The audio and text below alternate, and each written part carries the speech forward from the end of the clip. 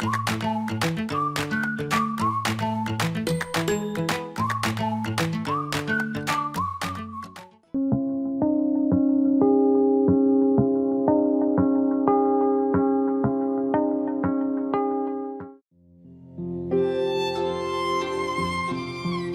30일 월요일.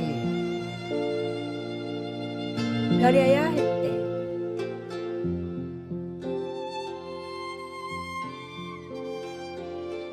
미국의 변호사 네이더는 누구나 부러워할 만한 상류층의 삶을 살고 있었습니다. 뉴욕의 호화로운 아파트에서 살며 직장에서 능력을 인정받아 엄청난 연봉을 받으며 성공적인 삶을 누리고 있었습니다. 그러나 네이던의 마음속에는 어릴 적부터 간직해온 레고에 대한 열정이 여전히 불타오르고 있었습니다. 결국 그는 더 이상 이 열정을 외면할 수 없다고 느끼고 그동안 쌓아온 모든 것을 뒤로하고 레고 작품을 창작하는 디자이너의 길로 나아갔습니다. 그의 주변 사람들은 모두 그 도전을 말렸지만 네이던은 포기하지 않고 자신의 길을 고집했습니다.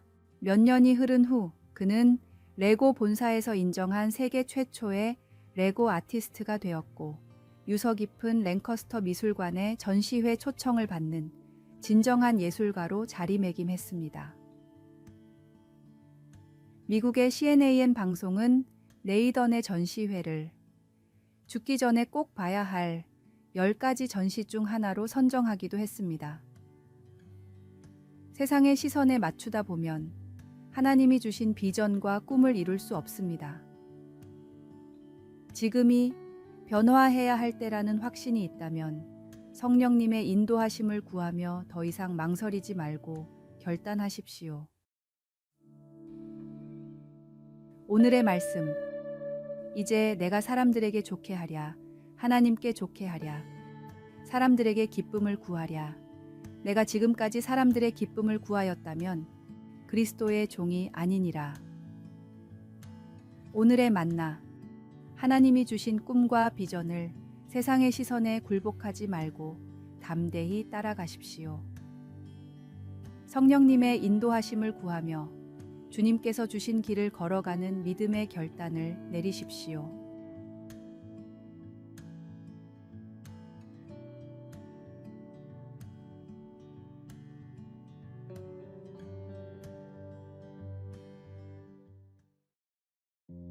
(10월 1일) 화요일. 10월에 생각하는 것. 베르디의 오페라 나부코에서 나오는 히브리 노예들의 합창을 아시나요? 날아라 생각이여, 금빛 날개를 달고 비탈과 언덕에서 날개를 접어라. 그곳은 부드럽고 온화한 공기, 조국의 공기가 향긋한 곳. 맞이하라. 요르단 강둑과 무너진 탑. 오, 내 조국, 빼앗긴 내 조국. 1842년 이탈리아인들은 오스트리아의 지배를 받으며 이 곡에 자신들의 억눌린 마음을 담았습니다. 이 곡은 이탈리아 독립운동의 상징이 되었고 베르디의 장례식에서도 불렸습니다. 고난 속에서 그들은 이 노래를 통해 희망을 얻었습니다. 역사를 보면 어느 나라나 고난과 혼란을 겪습니다. 중요한 것은 그 순간에 어떻게 대처했느냐입니다. 어느 조사에 의하면 서울 시민 10명 중 4명이 다시 태어난다면 한국이 아닌 다른 나라에서 태어나고 싶다고 답했다는 기사를 보았습니다. 특히 고소득자와 이 40대에서 국가에 대한 불만이 두드러졌습니다. 사회 전체를 대변한다고 할 수는 없겠지만 현재 우리 사회의 현실을 반영하는 결과로 보입니다. 10월에는 국군의 날, 개천절, 한글날 같은 기념일이 이어집니다. 이런 날에는 애국심을 고취하는 행사와 현실에 대한 비판이 공존합니다. 하지만 단순한 비판에 그치지 않고 우리가 무엇을 할 수 있을지 고민해야 하지 않을까요? 과거의 신앙 선조들처럼 우리도 이 나라와 민족을 위해 기도할 때입니다. 나라와 사회에 대한 부정적인 시각은 이해할 수 있지만 변화는 작은 실천에서 시작됩니다. 때로는 큰 목소리보다는 조용한 기도와 작은 행동이 더 큰 변화를 일으킬 수 있습니다. 베르디의 노래처럼 우리도 작은 목소리로 희망을 노래할 수 있습니다. 지금은 힘들지라도 작은 변화들이 모이면 결국 더 나은 미래로 이어질 수 있을 겁니다. 오늘의 말씀. 여호와의 인자와 긍휼이 무궁하심으로 우리가 진멸되지 아니함이니이다. 이것들이 아침마다 새로우니 주의 성실하심이 크시도소이다. 오늘의 만나. 고난 속에서도 하나님의 자비는 결코 사라지지 않으니 오늘의 어려움이 내일의 희망으로 이어질 수 있음을 믿습니다.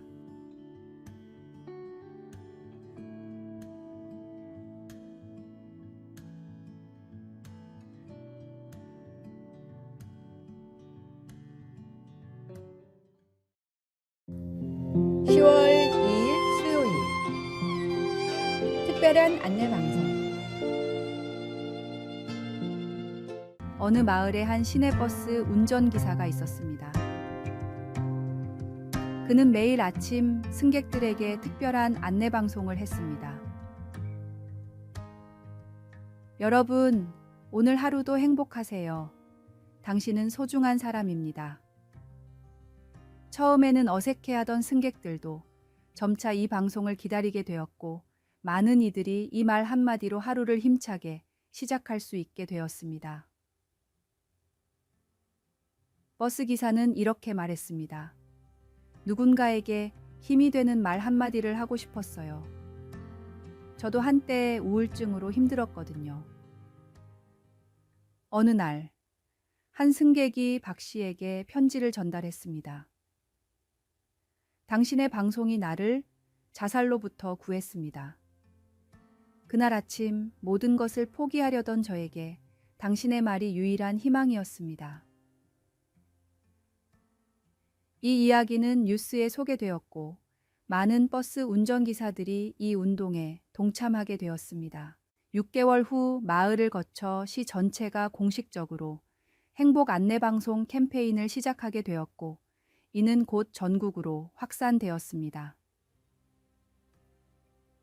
많은 사람들이 이 작은 친절한 말 한마디로 인해 용기를 얻고 삶의 의미를 되찾게 된 것입니다. 이 이야기는 우리에게 말의 힘을 보여줍니다. 오늘 우리가 전하는 작은 말 한마디가 누군가의 삶에 큰 변화를 가져올 수 있습니다. 예수님께서도 우리의 입술을 통해 사랑과 위로의 말을 전하길 원하십니다. 너희 말이 항상 은혜 가운데서 소금으로 맛을 냄과 같이 하라. 오늘 우리는 어떤 말을 하고 있나요? 우리의 말이 하나님께서 주시는 은혜와 사랑을 전하는 통로가 되도록 노력합시다. 오늘의 말씀. 선한 말은 꿀송이 같아서 마음에 달고 뼈에 양약이 되느니라. 오늘의 만나. 오늘 하루 만나는 모든 사람에게 긍정적이고 힘이 되는 말을 해보세요. 당신의 말 한마디가 누군가의 하루를, 더 나아가 인생을 변화시킬 수 있습니다.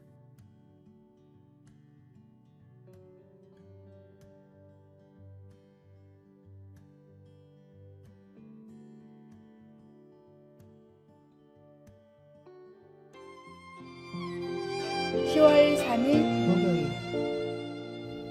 하늘이 열리며.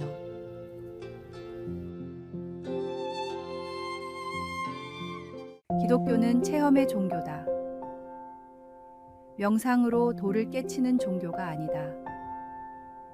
깊은 고담줄론으로 이론을 설파하는 종교도 아니다.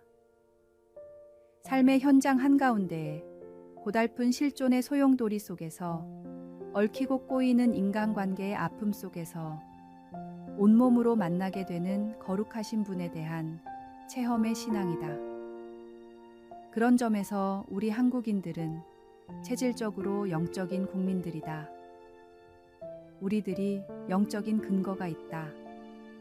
세계에서 많고 많은 나라들과 민족들 중에서 우리처럼 나라 세운 날의 이름을 개천절이라 이름 붙인 경우가 없다.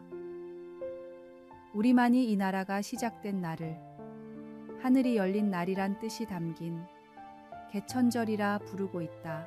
애국가만 해도 그렇다. 우리나라가 기독교 국가가 아님에도 애국가 가사 중에는 하느님이 보호하사 우리나라 만세 란 구절이 당당히 들어있다. 연전에 미국을 방문하는 중에 어느 한 교포가 나에게 물은 적이 있다. 목사님, 해외에서 TV로 한국 뉴스를 볼라치면 나라가 곧 망할 것만 같았는데 고국에 가보면 늘 발전하고 있는 이유가 무엇일까요? 내가 답하기를 아마 애국가를 잘 지어서 그럴 거예요. 온 국민이 애국가를 부를 때면 하나님의 보호를 찾으니 하나님이 기특해서 지켜주시는 걸 거예요. 나의 이 말 속에 나의 진심이 들어있다. 지리산에서 온 편지, 김진홍 목사의 아침 묵상 중에서 오늘의 말씀, 여호와께서 너를 지켜 모든 환난을 면하게 하시며 또 내 영혼을 지키시리로다. 여호와께서 너의 출입을 지금부터 영원까지 지키시리로다. 오늘의 만나, 하나님의 손길은 나라와 민족의 역사 속에서 늘 함께 하셨습니다. 우리가 부르는 애국가 속 한 구절처럼 하나님의 보호하심이 오늘도 우리를 지켜주심을 믿습니다.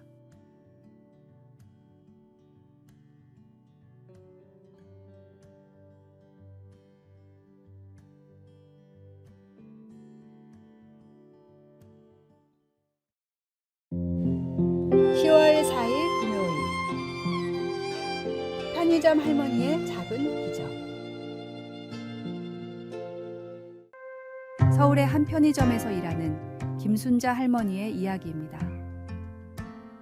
할머니는 밤마다 유통기한이 거의 다 된 도시락과 삼각김밥을 따로 모아두었습니다. 그리고 자정이 되면 편의점 뒷문으로 찾아오는 노숙자들에게 이 음식을 나눠주었습니다. 어느 날 편의점 주인이 이 사실을 알게 되었습니다.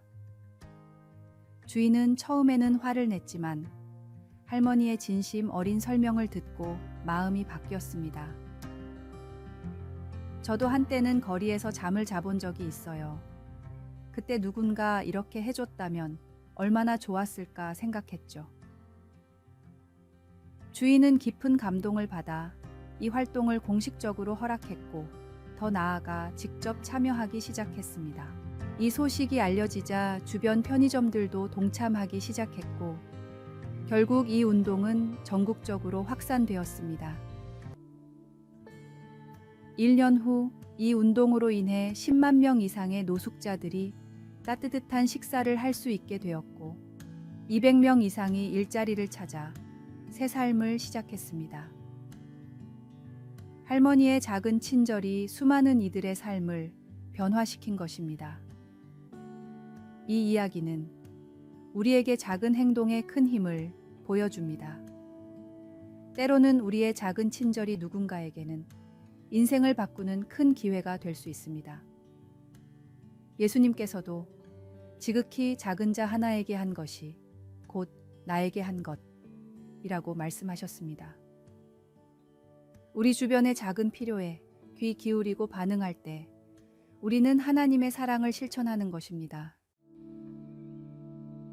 오늘의 말씀, 임금이 대답하여 이르시되 내가 진실로 너희에게 이르노니 너희가 여기 내 형제 중에 지극히 작은 자 하나에게 한 것이 곧 내게 한 것이니라 하시고.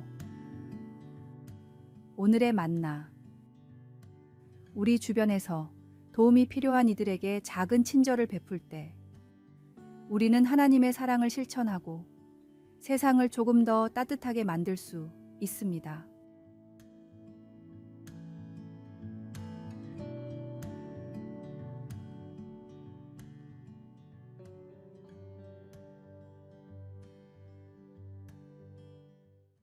아래의 빨간색 글자 구독을 누르시어 더 많은 전도의 열매를 맺으시기를 기도합니다.